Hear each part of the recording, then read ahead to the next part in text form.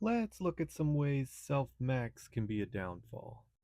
So the whole idea of self-max, where you get everything up, everything external to you, some money, some status, get the nice car so you can get the girl to see these things that you have to add to you because there's nothing inside you that you're working on, right?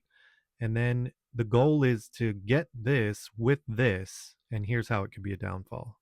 It's not a bad thing to work on yourself, to get your finances up, to get into shape, to get a nice car, to raise your status, put on a wig or get a haircut, right? These are all good things. They can add to your value, they can add to your self worth, your own internal value, right? But you don't want to get these things at the cost of self reflection and at the cost of being authentic, expressing your feelings, and having a fucking soul. And I feel like this is the part they just don't really touch on that much. You know, they talk about get the money, get the stocks, get the status, right? And this is greater than being authentic, vulnerable, showing flaws, right? Short term.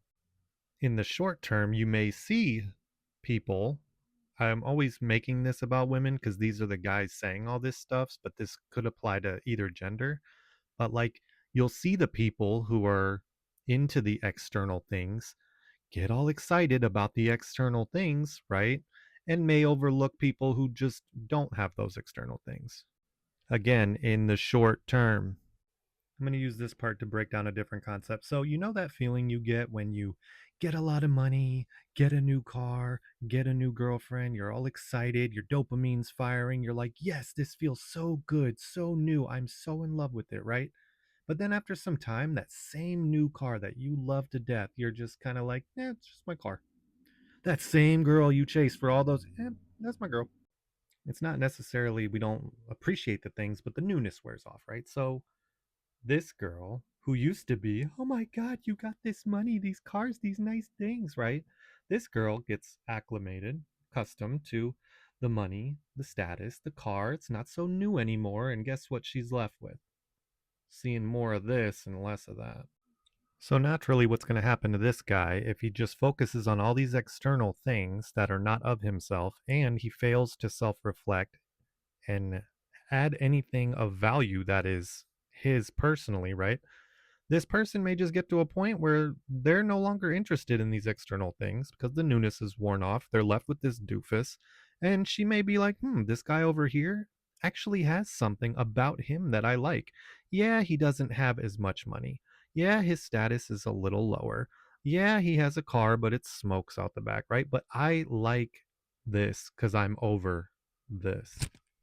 And this just leads to my mathematical formula that money plus power divided by self awareness equals spiritual death.